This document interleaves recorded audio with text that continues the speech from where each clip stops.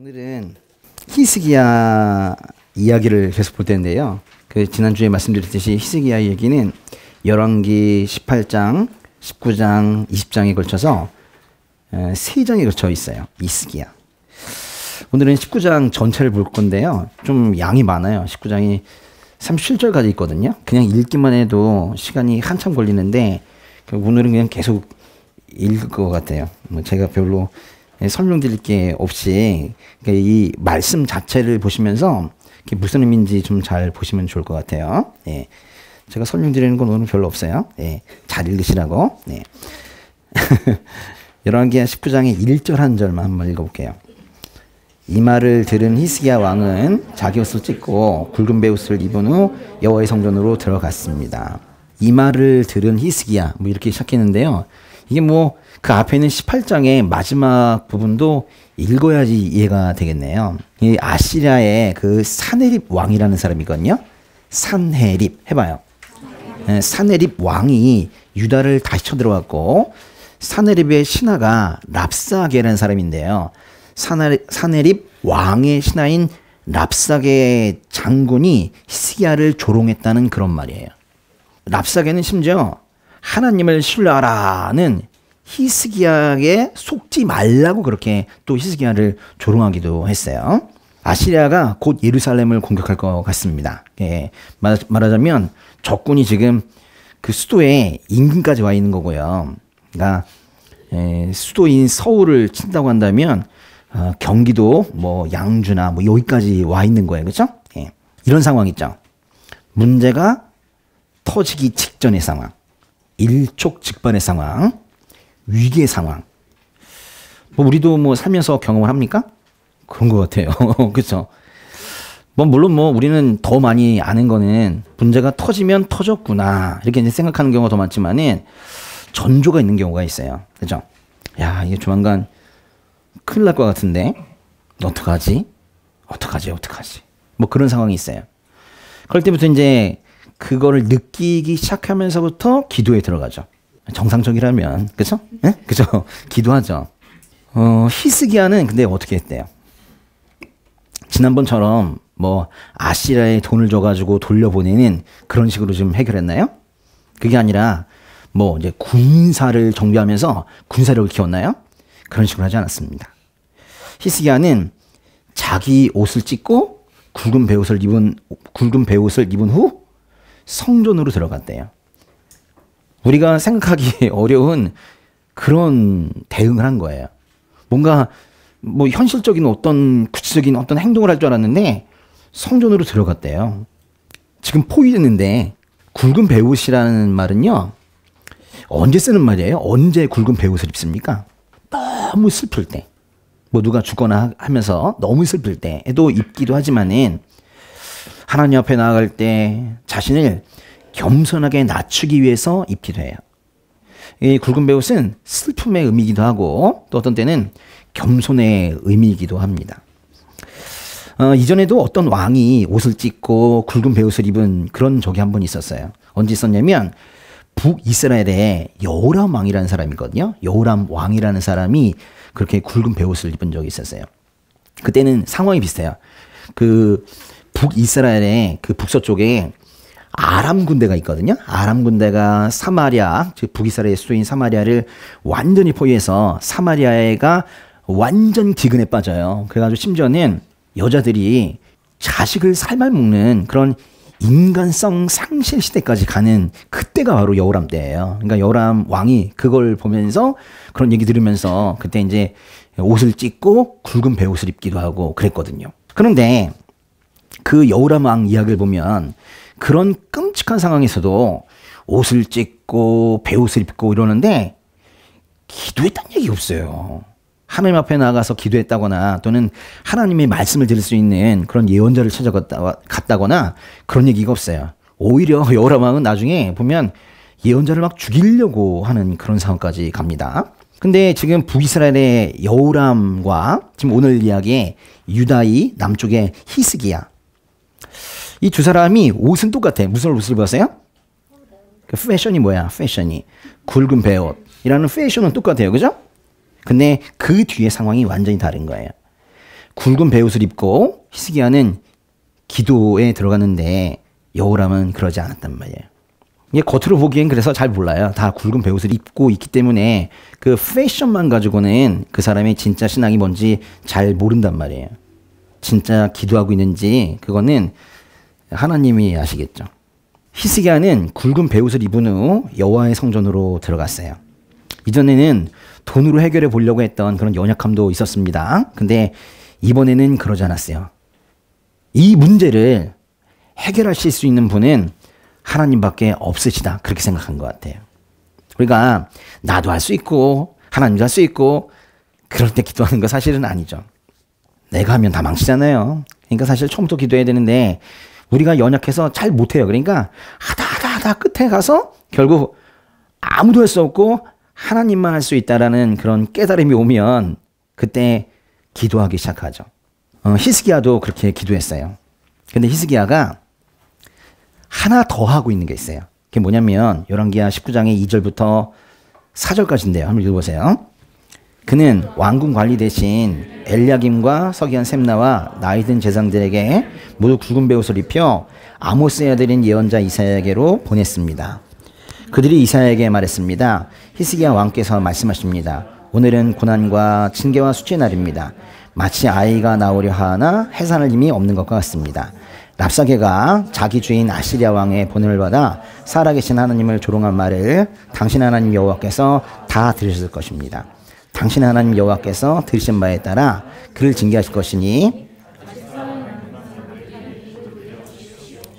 히스기야는 자신의 신하들에게 자신과 똑같이 굵은 베옷을 입혀서 이사야 예언자를 찾아가게 했대요. 히스기야는 이사야에게 이제 말을 전하고 있는 거예요. 이사야에게 지금 뭘 전하고 있냐면 내용이 두 가지예요. 하나님을 조롱한 아시리아를 징계해 주시라.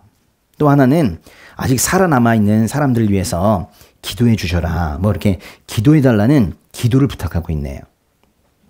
그러자 이사야가 하나님의 말씀을 전합니다. 열왕기하 19장의 5절부터 7절까지 5, 6, 7 읽어볼게요. 히스기야 왕의 신하들이 이사야에게 왔을 때 이사야가 그들에게 말했습니다. 너희 주인에게 말하라. 여호와께서 말씀하신다. 내가 들은 말 곧 아시리아 왕의 부하들이 나를 모독한 그 말로 인해 두려워하지 마라. 내가 반드시 그에게 한 영을 불어넣을 것이니 그가 어떤 소문을 듣고는 자기 땅으로 돌아가게 될 것이다. 그러면 내가 그를 자기 땅에서 칼에 맞아 죽게 할 것이다. 하나님께서는 아시리아 왕의 부하들이 하나님을 모독했다고 해도 두려워하지 말라고 하세요. 하나님께서 직접 나서시겠다 그런 말씀이에요. 아니 하나님께서 직접 나서신다는 이런 말씀이 제일 무서운 거예요. 아시리아 큰일 났네요. 예. 또 하나님께서는 아시리아의 그 사네립 왕에게 한 영을 불어넣으셔서 사네립이 어떤 소문을 듣고는 급히 본국으로 돌아가게 될 것이라고 그렇게 말씀하세요. 그리고 자기 땅에서 사네립이 자기 땅에서 칼에 맞아 죽게 될 거래요. 어떤 사람에게 한 영을 불어넣으셔서 소문을 듣게 하고 갑자기 마음이 동해가지고 돌아가야 되겠다 이래가지고 본국으로 돌아가게 될 거다 그렇게 예언하시는 거예요. 여기서 지금 영을 불어넣었다 하시는데 그거는 사실 하나님께서 사네립의 생각을 통제하시겠다는 거예요. 질문, 하나님은 사람의 생각을 통제합니까? 안 합니까? 나 누구랑 얘기하는 거예요? 하나님은 사람의 생각을 통제합니까? 안 합니까? 제일 정확한 말은 이거죠. 할 수 있다. 하실 수 있습니다. 근데 잘 안 하세요. 하나님께서는 전지전능하셔서 다 하실 수 있는데 사람의 마음을 막 휘젓는 거 있죠. 이거 잘 안 하셔야 돼요. 우리에게 원하시는 건 뭐예요? 자발성. 우리가 스스로 마음이 동해서 하나님을 찬양하고 하나님을 사랑하고 이런 걸 바라는 거지 그냥 강제적으로 로봇처럼 끌고 가려고 하지 않으시죠. 그러니까요 지금 여기서 사람의 마음에 한 영을 불어넣으셔서 사람의 마음을 통제하고 있다는 거는 이거는 늘 있는 일은 아니에요.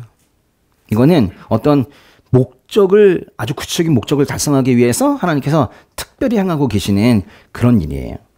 그래서 저도 기도를 많이 합니다. 어떻게 기도하냐면 저 사람 마음 만져주세요. 응? 위로해 주세요 라는 기도를 제가 많이 하고 있지만은 사실은 안 하셔도 상관없어요. 그렇게 사람의 마음을 함부로 건드리는 분은 아니거든요. 제일 중요한 건 뭐라고요?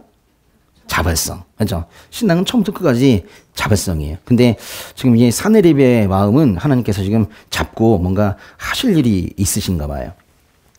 사내립은 하나님을 가나안 땅을 지키는 어떤 그 지역신 정도로 생각하고 있었나 봐요. 그래서 하나님께서는 근데 사내립을 본국으로 돌려보내시고 그곳에서 죽게 하실 것이라는 말씀을 하세요. 그게 뭔 뜻이냐면 그 본국으로 돌아가면 사내립의 땅에 돌아가면 사내립이 하나님의 통제 범위를 벗어나느냐? 그게 아니라는 거예요.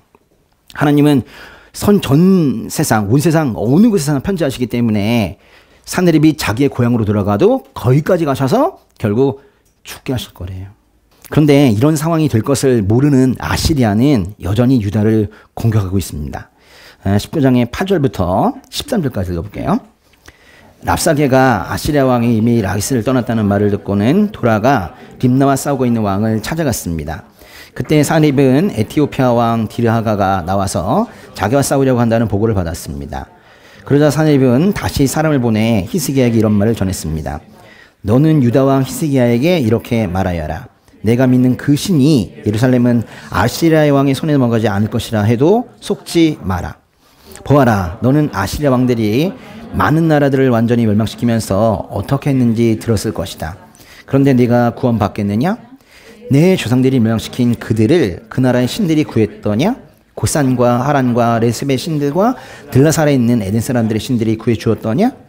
하맛 왕과 아르밧 왕과 스발와임 성의 왕과 헤나와 아와의 왕들이 다 어디 있느냐? 사내립 왕이 라기스를 떠났다는 말을 듣고, 보세요. 사내립은 왕인데요. 라기스를 떠났다는 말을 듣고 그 예루살렘에 가 있던 랍사게 장군이 돌아가긴 했대요. 근데 이게 후퇴한 게 아니고 사내립 왕은 후퇴하지 않고 오히려 림나와 싸우고 있었어요. 지금 어렵죠? 네, 림나라는 곳이 어디냐면 원래 그 사내립 왕이 라기스에 있었고 그 예루살렘으로는 랍사게 장군을 보내가지고 지금 히스기야를 조롱하고 있었는데 지금 사내립 왕이 라기스를 떠났다는 얘기를 듣고 여기 있던 랍사게 장군이 다시 돌아간 거예요. 근데 가보니까 이 사내립 왕이 라기스가 아닌 림나에서 또 싸우고 있는 거예요. 사내립 왕이 라기스를 떠나 림나에서 싸우고 있다는 건 뭔 뜻이에요? 그러니까 도망갔다는 거예요? 아니잖아요. 여전히 상황은 조금 바뀐 것 같이 보여도 여전히 예루살렘을 공격하고 있다는 거예요.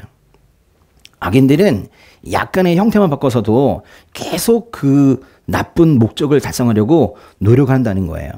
후퇴하는 듯 보였지만은 아닙니다. 그렇죠? 예루살렘은 여전히 압박하고 있어요. 근데 사내립은 또 에티오피아 왕 디르하가가 자신과 싸우기에 진격하고 있다는 소식도 들었어요. 그 에티오피아 왕, 조금 전에 그 지도 보면요. 그 에티오피아랑 이집트는요, 이쪽에 있는데 이쪽에서 디르하가라는 사람이 올라올 거라는 그런 소식을 들은 거예요. 그러니까 여기 림나에 가 있는 사내립이 지금 예루살렘에 더욱더 큰 소리를 치면서 지금 급하니까요.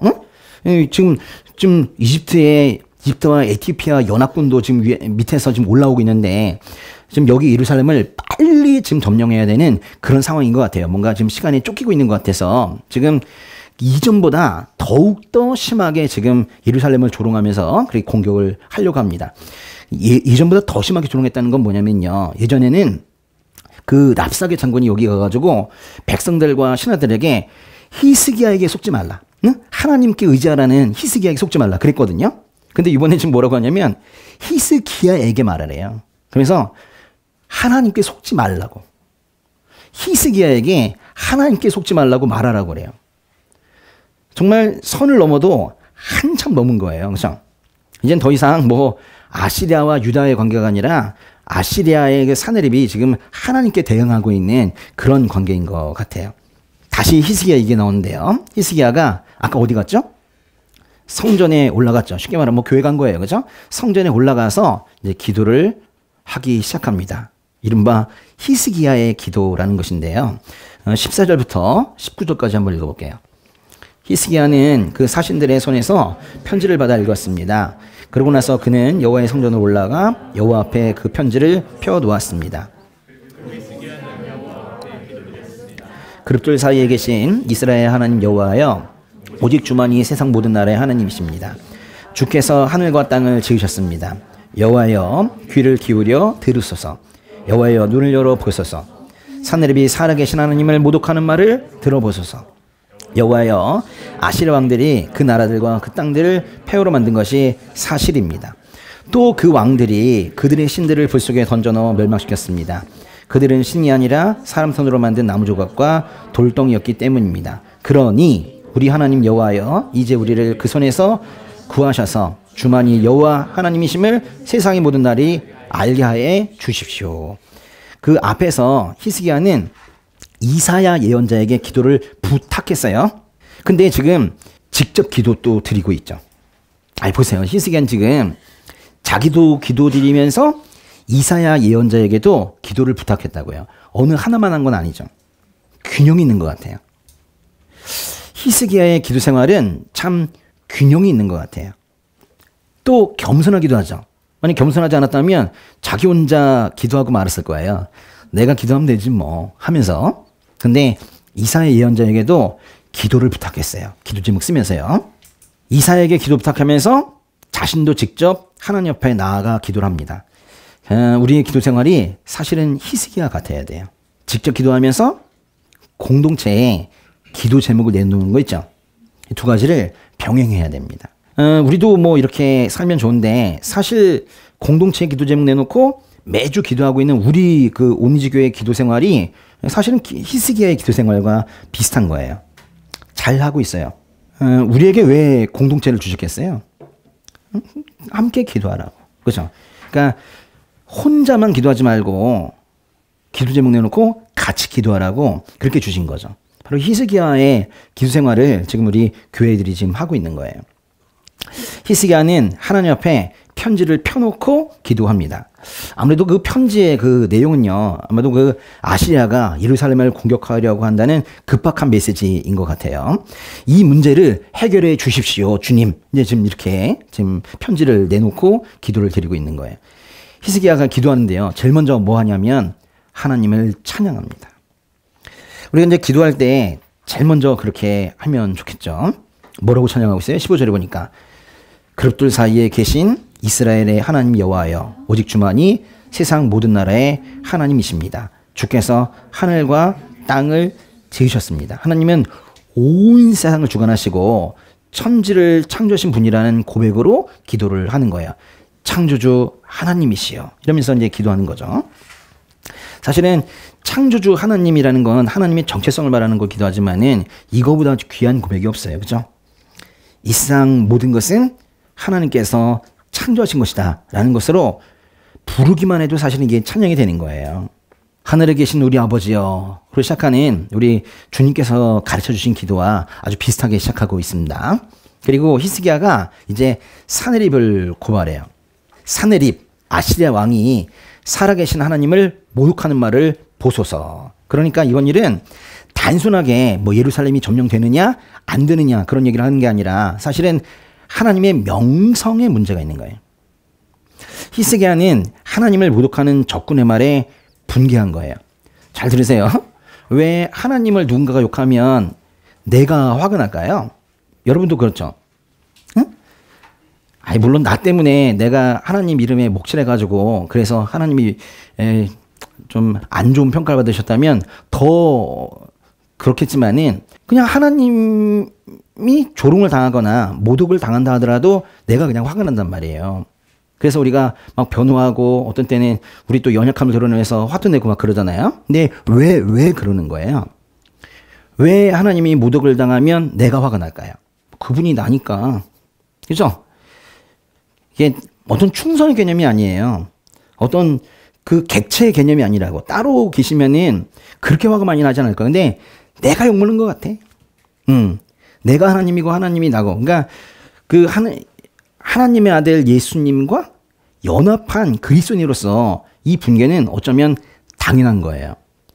뭔가 하나님의 이름이 또 예수님이 모독을 당한다면 나의 정체성을 누군가 흔드는 것과 마찬가지이기 때문에 그래서 화가 나는 거거든요. 또 산헤립은 자신이 정복한 땅들의 신들을 모두 이겼다고 말하고 있지만은 그가 이겼다는 신들은 신이 아니라 사람 손으로 만든 나무 조각과 돌덩이에 불과했대요. 그리고 히스기야는 맨 끝에 뭐라고 끝내냐면 히스기야 기도는 그러니로 끝났어요. 그러니 또는 뭐 그러하시면, 그러니까 말을 쭉 하고 그러니 이렇게 끝난 거예요. 19절 다시 한번 읽어볼게요. 그러니 우리 하나님 여호와여, 이제 우리를 그 손에서 구하여 주셔서 주만이 여호와 하나님이심을 세상의 모든 나라들이 알게 해 주십시오. 이 그러니라는 말을 보세요. 히스기야가 뭔가 확신에 차 있는 거예요. 하나님을 찬양하고 악인을 고발하고 다른 우상들은 우상에 불과하다는 것을 말하고는 그러니 하잖아요. 바로 그러니 하지 않고 쭉 얘기하고 그다음에 그러니 하잖아요. 그러니까 그러니 그러하시면이라고 말한다는 것은 분명히 자신의 기도가 응답이 될 것이라고 확신하고 있는 거예요. 그러니 하나님 이제 우리를 구해 주십시오. 그러니 하나님 주만이 여호와 하나님이심을 세상의 모든 나라들이 알게 해 주십시오. 이렇게 말하는 거예요. 기도를 할 때는 이렇게 히스기야의 기도처럼 그러니 그러하시니 뭔가 확신이 있어야 돼요. 기도의 응답에 대한 확신이 없이 기도하는 거는 그것도 좀 이상한 거죠. 그렇죠? 기도의 응답에 대한 확신은 사실 하나님에 대한 믿음과 같은 거예요. 그렇죠? 히스기야는 예루살렘을 구해달라고 경고하고 있지만은 그 모든 것의 이유가 주만이 여호와 하나님이심을 세상의 모든 나라들이 알게 되길 바라기 때문이래요. 그러니까 이게 뭔 뜻이냐면 기도의 중심이 이것도 나에게 있지 않은 거예요. 내가 주인공이 아닌 거예요. 나 좀 구해주세요. 이게 주인공이 아니라고. 그게 아니라 기도의 중심이 하나님께 있는 거예요. 이런 기도는요, 하나님을 기쁘시게 해요. 하나님의 영광이 드러나게 하여 주시옵소서. 이런 기도는 하나님을 기쁘시게 한다고. 또 이런 기도를 하나님은 듣기를 기뻐하세요. 보세요. 열왕기하 19장 20절 한번 읽어볼게요. 그러자 아모스의 아들 이사야가 히스기야에게 사람을 보내 말했습니다. 이스라엘 하나님 여호와께서 말씀하십니다. 내가 아시리아 왕 사네립에 대한 내 기도를 들었다. 보세요. 들으셨다잖아요. 하나님께서 그 기도를 들으셨대요. 먼저 하나님께서 사네립에게 하시는 말씀인데요. 그 하룻강아지 법무서인 줄 모른다고 그 사네립이 마치 자기가 신이라 되는데 하나님과 자기가 막 동격이야 막. 그래가지고는 좀 까불고 있으니까 하나님께서 제법 긴 말씀으로 꾸중을 하세요. 근데 정말 길어요. 21절부터 28절까지가 다 사네립을 꾸중하시는 그런 말씀인데 21절부터 28절까지 쭉 한번 읽어보겠습니다. 이것은 여호와께서 사네립을 향해 하신 말씀입니다. 처녀딸 시온이 너를 경멸하고 너를 조롱했다. 딸 예루살렘이 도망하는 내 뒤에서 머리를 흔들었다. 내가 누구를 그치고 모독했느냐? 내가 누구에게 목소리를 높이고 눈을 부르떴느냐? 이스라엘의 거룩한 자가 아니냐? 너는 사자들을 보내 주를 조롱하며 말했다. 내가 무수한 전차를 이끌고 여러 산들의 꼭대기에 오르고 레바논의 경계까지 이르렀다. 내가 거기서 키 큰 맥한목들과 숲에서 가장 좋은 잣나무들을 베어냈다. 내가 국경 끝 열매 많은 숲에 들어갔다. 내가 다른 나라에 운불하고 그곳에서 물을 마셨다. 내 발바닥으로 이집트의 모든 하천을 말려버렸다고 했다. 내가 듣지 못했느냐? 내가 그것을 정했고 옛적에 그것을 계획했었다. 이제 내가 그것을 이루니 내가 견고한 성들을 돌무더기가 되게 한 것이다. 그래서 거기 사는 백성들이 힘이 없고 놀라고 당황하게 됐다. 그들은 들풀과 푸른 나무를 갖고 지붕 위의 남풀과 자라기 전에 말라버린 곡식 같다. 그러나 나는 내가 어디 머무는 것과 언제 드난드는 것과 내가 내게 분노한 것을 다 알고 있다. 내가 내게 화를 내고 내 거만함이 내 귀에 미쳤으니 내가 네 코에 내 갈구리를 꿰고 내 입에 내 재갈을 물리며 내가 온 길로 다시 돌아가게 할 것이다. 지금 이게 누가 누구한테 한 말이라고요? 하나님께서 사네립에게 지금 한 말이야. 악인에게, 죄인에게 지금 한 말씀인데 좀 내용 길지만은 결국 사네립이 교만해서 신성 모독을 했고 예루살렘을 조롱했지만 오히려 예루살렘이 지금 사네립을 조롱할 것이라는 뭐 그런 또 말씀이기도 해요. 그리고 이제 하나님의 심판이 아시리아에 임해서 사네립이 온 길로 다시 돌아가게 될 것이라는 말씀이에요. 왔던 길로 다시 사네립이 돌아간대요. 핵심이 이건데요. 사네립이 다시 돌아가게 될 것이다 라는 말씀을 길게 하신 거예요. 그 다음은 히스기야에게 또 하시는 말씀이에요. 히스기야 너도 들어봐 라고 하면서 확신을 주기 위해서 또 하시는 말씀이 이어집니다. 29절부터 31절까지인데요. 이것은 왕에게 보여주는 표적입니다. 곧 내가 올해는 스스로 자라는 것을 먹고 내년에는 그것에서 나오는 것을 먹을 것이다. 그러나 3년째에는 씨를 뿌리고 수확하며 포도원을 가꾸어 그 열매를 먹을 것이다. 유다 집에서 피하고 남은 사람들은 다시 한번 땅 아래로 뿌리를 내리고 위로 열매를 낼 것이다.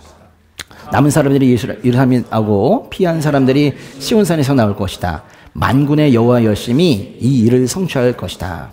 올해는 스스로 자란 것을 먹는데요. 히스기야에게 지금 얘기하는데 사네립이 돌아갔다고, 적군이 돌아갔다고 바로 벽이 되는 게 아니라 지금 폐허가 된 땅에서 올해는 스스로 난 것을 먹게 될 거래요. 사람이 뭔가 한 게 아니라 그냥 스스로 뭔가 난대요. 그리고 두 번째에도 또 비슷하게 그것에서 나온 것을 먹을 거래요. 그러니까 올해와 내년에는 바로 회복되지는 않는다는 거예요. 올해와 내년에는 농경 생활이 제대로 이루어지지 않는다는 거예요. 그러나 그럼에도 불구하고 먹을 것은 나온다는 또 말씀이에요. 사람이 뭔가 아직은 첫 번째 해, 두 번째 해 회복이 다 되지 않은 상태에서 뭔가 할 수 있는 게 별로 없다는 거예요. 회복이 느리다는 거예요. 죄송합니다. 회복이 느려요. 네. 회복은 반드시 되지만은 우리가 생각하는 것만큼 그렇게 빠르지 않다는 거예요. 왜냐면 이 세상에 만연해 있는 악 때문에 그래서 사실은 좀 느린 거예요. 그러니까 너무 회복에 조급함을 가지지 마시라고요. 알죠? 그리고 중요한 건 반드시 회복이 된다는 거예요. 느리지만 반드시 회복이 된다. 근데 사실은요, 뭐 3년 정도면 그렇게 느리지도 않는데 여기 지금 3년째 된대요. 3년째가 되면 씨를 뿌리고 수확하며 포도를 가꾸어 그 열매를 먹을 것이래요. 3년이 되면 정상적인 농업 활동을 재개하게 될 거래요. 이것은 회복에 시간이 걸린다는 말씀이기도 하고 그 회복의 기간 중에도 여전히 하나님께서는 그 백성을 보호하신다는 그런 말씀이기도 해요. 사실 뭐 대충 넘어갈 얘기는 사실은 아니에요. 회복을 바라고 있는 분들에게는 이거 꼭 아셔야 돼요. 너무 조급함을 가지지 말라는 그런 말씀입니다. 예루살렘의 남은 자들은 살아남을 거래요. 그리고 계속해서 그 땅에 뿌리를 내리고 벗어날 것입니다. 예루살렘은 무너지지 않을 거예요. 예루살렘에 곧 좋은 날이 올 거예요. 왜냐하면 보세요. 만군의 여호와의 열심히 이 일을 성취할 거래요. 회복과 예루살렘의 포위를 푸는 거, 이 모든 것들이 하나님의 열심에 근거한다는 거예요. 야, 이게 31절에 이 말 있죠. 여호와의 열심. 읽어보세요. 야, 이거 든든하지 않습니까? 든든하죠? 여호와의 열심. 사실 뭐 우리보다 더 열심이신데 여호와의 열심. 야, 만군의 여호와의 열심. 이것이 여러분을 살릴 거예요. 또 여러분을 회복시켜 주실 것입니다. 그러니까 우리가 힘이 없거나 나태하거나 연약해도 여호와의 열심 때문에 사는 거예요. 어떻게 보면 신앙생활이라는 것은 적극적으로 뭔가 내가 좋은 사람이 되는 것보다는 사실은 더 정확하게 한다면 사실은 숟가락 얹기죠. 하나님의 열심에 숟가락 얹고 잘 사는 걸 하나님께서 잘했다 그러세요. 너 왜 숟가락 얹냐 이러지 않으신다니까? 하나님께서는 그 숟가락을 얹지 않고 스스로 잘해보려고 하는 걸 뭐라고 하시지? 숟가락 얹고 사는 거 그거 잘했다고 하신단 말이에요. 그 다음으로는 하나님께서 예루살렘을 확실하게 보호하시겠다고 약속하는 내용이 이어집니다. 32절부터 34절까지 읽어볼게요. 그러므로 여호와께서 아시라 왕에 대해 말씀하십니다. 그가 이 성에 들어가지 못하겠고 거기에서 화살 하나도 쏘지 못할 것이다.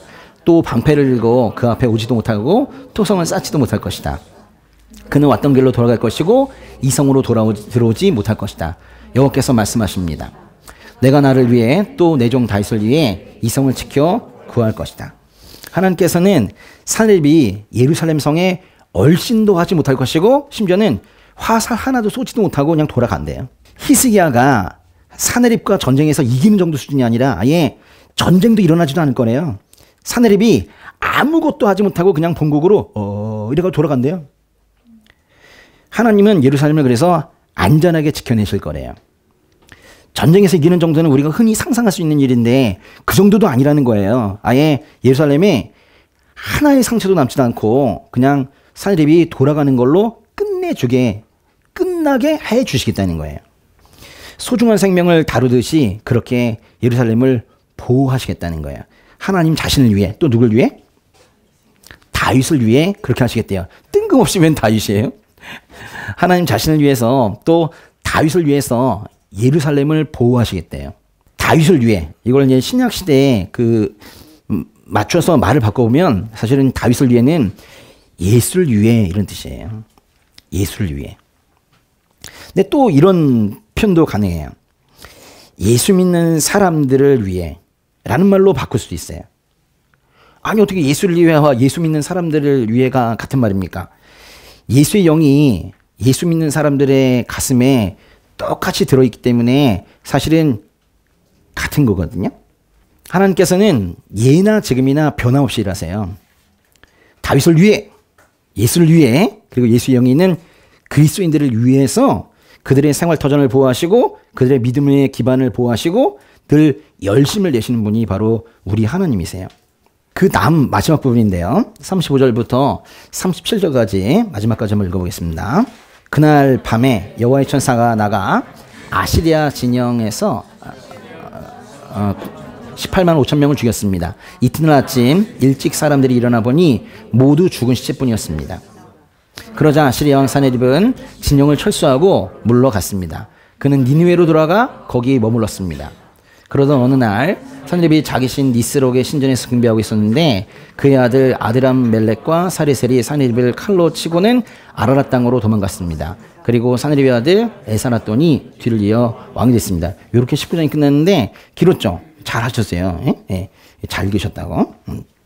하나님께서는 그 앞에 19장 7절에서 말하고 있는 그 한 영을 산헤립에게 불어넣겠다고 하셨는데 그게 뭔지 이제 알 것 같아요. 산헤립이 듣게 되었다는 그 소문이 뭔지도 이제 알게 될 것 같고요. 보세요. 그날 밤에 하나님의 천사가 나가 아시리아 진영에서 아시리아 군사 18만 5천 명을 죽였대요. 왜 죽었나요? 몰라요. 그냥 밤에 갑자기 아시리아 군대가 몰살한 거예요. 전쟁도 아직 안 했는데 그냥 죽은 거예요. 순식간에 밤중에 죽여버렸대요. 아시리아 군대는 일어나가지고 시차가 널브러졌으니까 난리가 났겠죠. 그렇죠? 왜 다 죽었냐? 그리고 예루살렘에 있는 사람들은 사실 알지도 못했겠죠. 하나님께서 그냥 하신 거예요. 아시리아 군대는 진격 명령만 기다리고 있다가 그냥 당한 거예요. 이건 마치 그 6월절 밤에 그 출애굽기 보면 6월절 밤에 이집트의 집들을 찾아다니면서 문에 양의 피를 바르지 않은 사람들을 다 죽인 죽음의 천사와 비슷한 얘기인 것 같아요. 군사들이 18만 5천 명이나 죽었다는 소식을 들은 산헤립은 지금 겁을 좀 먹었어요. 그래서 진영을 철수하고 수도인 니느웨로 돌아갔다는 거예요. 그리고 시간이 한참 흘러서 산헤립은 이렇게 자기 아들들에게 살해를 당했습니다. 산헤립은 그의 신 니스록의 신전에 들어가서 죽었어요. 자기가 또 믿고 있는 그 우상 신의 신전에 들어가서 거기서 살해를 당했는데 니스록이 안 도와줬네요. 그죠? 그렇게 열심을 내고 신전에 들어갔는데 그 신도 결국 산헤립을 보호하지 않았습니다. 그 히스기야가 성전 안에 들어가서 기도하고 보호를 받고 구원을 받은 그런 얘기와 너무 대조가 되죠. 오늘 11개와 19장을 이렇게 다 읽으셨는데 이 장이 우리에게 주는 메시지가 뭐겠어요? 아주 간단하죠. 그죠? 가장 절망적인 상황에서도 그 위기의 상황, 그런 상황에서도 하나님만 붙잡으면 된다는 걸 얘기하는 거예요. 우리가 이제 생각하는 아이디어가 있잖아요. 누군가 쳐들어왔을 때 군사력을 키우게 하고, 누군가 대응을 할 때 대응을 돈으로 하고 권력으로 하고 이런 것이 아니라 하나님께서 하시면 우리가 상상할 수 없는 그런 일을 하신다는 거예요. 제가 여러분에게 드리고 싶은 말씀은 뭐냐면 포기하지 마시라는 거예요. 포기하지 마시고 하나님께 매달리세요. 직접 기도도 하시고 그리고 공동체에 기도 제목 내놓으시고 또 이 교육자들에게도 또 기도 제목 주시고 그래서 직접 기도하고 공동체에 기도 제목도 내놓는 그런 균형 있는 히스기야와 같은 그런 기도 생활 계속 하시면은 하나님께서 도우신단 말이에요. 아, 땅에 떨어질 수 있지 않습니까? 아, 그런 생각하지 말라니까요. 기도는 땅에 떨어지지 않아요. 오늘 말씀에서 다른 것보다도 15절 있거든요. 히스기야가 기도했다는 거 있죠. 이 말씀 꼭 기억하시고 15절 또 하나 하나님께서 아시리아 군대를 몰살했다는 그 35절의 말씀 하나님께서 놀라운 방법으로 일하셨다는 이 말씀 15절과 35절 이 두 절은 꼭 기억해 주세요. 기도하면 우리의 방식이 아니라 하나님의 놀라운 방식으로 일하신다고요. 쓰러져 있는 우리에게 주시는 말씀이에요. 우리의 힘으로 일어나는 게 아니에요. 우리의 힘이 세져서 문제를 해결하는 게 아니에요. 하나님께서 놀랍게 일하시면 문제가 해결되는 거예요. 하나님의 놀라운 일하심을 믿으세요. 아니 뭐 천지를 창조하신 분이라고 우리가 고백했는데 그 이외에 뭐 이런 것들이 됐습니까? 만약에 이런 기도의 응답을 믿지 않는다면 그거는 하나님께서 천지를 창조하셨다는 그 기본적인 믿음이 사실은 없는 거예요. 제가 언젠가 말씀드렸죠. 예수님이 물 위로 걷는 그 기적 그리고 오병이어의 기적 그것이 어느 날 갑자기 다 믿어졌다고 갑자기 그런 생각이 드는 거예요. 천지를 창조하신 그분께서 못하실 것이 무엇이 있는가? 그렇지 않습니까? 물 위를 걷는 게 뭐 대수예요? 하나님께서 예수님의 몸을 띄워서 물 위를 걷게 하는 게 대수냐고요. 물도 만드시는데 물 위를 걷게 하시는 게 대수냐고요. 지금 이 18만 5천 명을 죽인 이 사건을 그냥 어떤 신화적인 걸로 이해하지 마시고 여러분의 삶에 이런 신비한 일들이 기술적인 일들이 하나님의 놀라운 일하심이 나타난다는 것을 믿으시라고요. 분명히 그렇게 일하십니다. 예. 두려울수록 기도해야 돼요.